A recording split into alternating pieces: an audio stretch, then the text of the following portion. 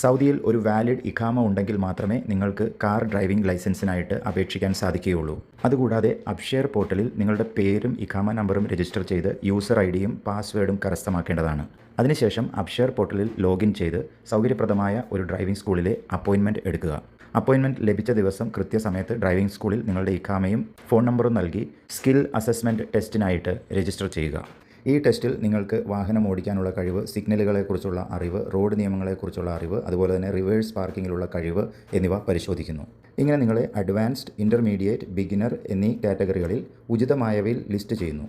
Advance കാറ്റഗറിയിൽ ക്ലാസ്സുകളുടെ എണ്ണവും ഫീസും വളരെ കുറവായിരിക്കും. ബിഗിനർ ആണെങ്കിൽ ക്ലാസ്സുകളുടെ എണ്ണവും ഫീസും താരതമ്യേന കൂടുതലായിരിക്കും.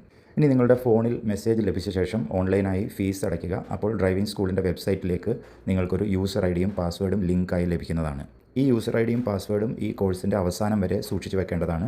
കാരണം തുടർന്നുള്ള എല്ലാ കമ്മ്യൂണിക്കേഷനും, ഷെഡ്യൂളുകളും, ക്ലാസ്സുകളുടെയും ടെസ്റ്റുകളുടെയും അറിയിപ്പുകളും എല്ലാം ഈ യൂസർ ഐഡി ഉപയോഗിച്ചാണ് അറിയേണ്ടത്. ഇനിയുള്ളത് തിയറി ക്ലാസ്സുകളാണ്. ഇംഗ്ലീഷിലും ഹിന്ദിയിലുമുള്ള ഈ ക്ലാസ്സുകളിൽ റോഡ് സുരക്ഷയെക്കുറിച്ചും റോഡ് നിയമങ്ങളെക്കുറിച്ചും ഓൺലൈനായോ ഓഫ്ലൈനായോ ക്ലാസ്സുകൾ നൽകുന്നു. പിന്നീട് നൽകപ്പെട്ട ഒരു ഡേറ്റിൽ കമ്പ്യൂട്ടർ തിയറി ടെസ്റ്റാണ്. ഇതിൽ 30 ചോദ്യങ്ങളാണ് ആകെ ഉള്ളത്. അതിൽ 21 ചോദ്യങ്ങൾക്കെങ്കിലും ശരിയായ ഉത്തരം എഴുതേണ്ടതാണ്. ശ്രദ്ധിക്കേണ്ട മറ്റൊരു കാര്യം, കമ്പ്യൂട്ടർ ടെസ്റ്റിന് പോകുമ്പോൾ നിങ്ങളുടെ ഫോൺ, ഇഖാമ എന്നിവ കൈവശം വേണം. കാരണം കമ്പ്യൂട്ടർ ടെസ്റ്റ് ഹാളിലേക്ക് പ്രവേശിക്കാൻ ഫോണിലെ QR കോഡ് സ്കാൻ ചെയ്താൽ മാത്രമേ അനുവാദം കിട്ടുകയുള്ളൂ. ടെസ്റ്റ് കഴിഞ്ഞ ഉടനെ തന്നെ നിങ്ങളുടെ ടെസ്റ്റിൻ്റെ റിസൾട്ട് ഡ്രൈവിംഗ് സ്കൂളിൻ്റെ വെബ്സൈറ്റിൽ കാണാവുന്നതാണ്.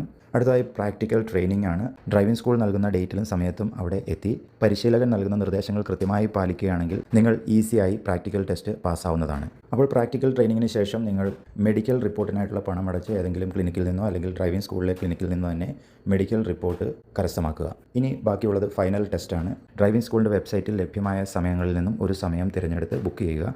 ആ സമയത്ത് സ്കൂളിൽ ഹാജരാകുക. ആത്മവിശ്വാസത്തോടെ വാഹനം ഓടിച്ച് ടെസ്റ്റ് പാസ്സാകുക.